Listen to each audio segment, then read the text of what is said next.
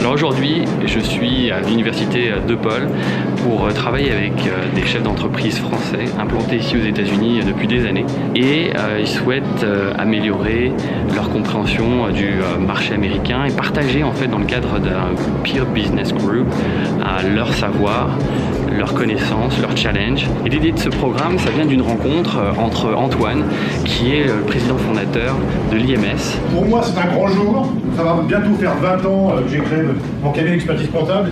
Mais donc ça fait aussi 20 ans où on est témoin d'entreprises françaises qui débarquent aux États-Unis. Après avoir passé lui-même 25 ans ici aux États-Unis, il vient de France à l'origine, il veut partager son savoir et surtout contribuer aux nouvelles générations de chefs d'entreprise qui viennent représenter des PME, des plus grandes entreprises ici aux États-Unis. Les aider dans les challenges de pénétrer un marché qui est très difficile, un marché qui a ses propres codes, ses propres valeurs. Combien de personnes vous avez dans vos sociétés? Mais ça va de seul à 2, à 3, donc c'est quand même un peu isolé.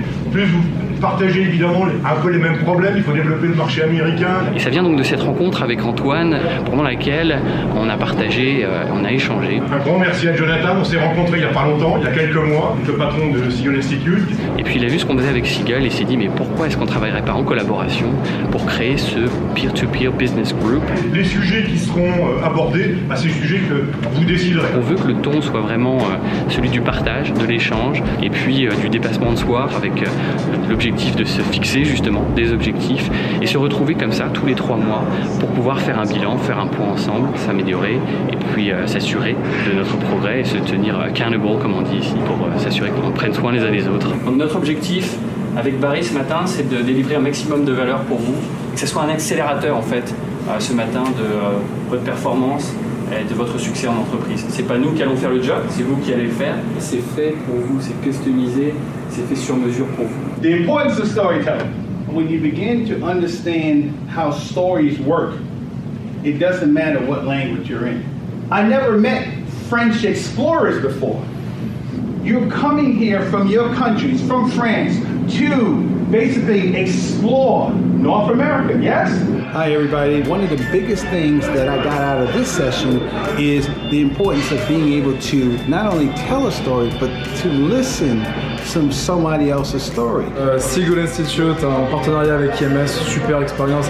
Moi ça permet de me rappeler pourquoi je fais ça, pourquoi j'ai voulu faire ça. L'expérience était intéressante à 2 niveaux. La première c'est, comme c'est un groupe de pairs, c'est de voir des gens qui sont confrontés aux mêmes problématiques que moi, que nous.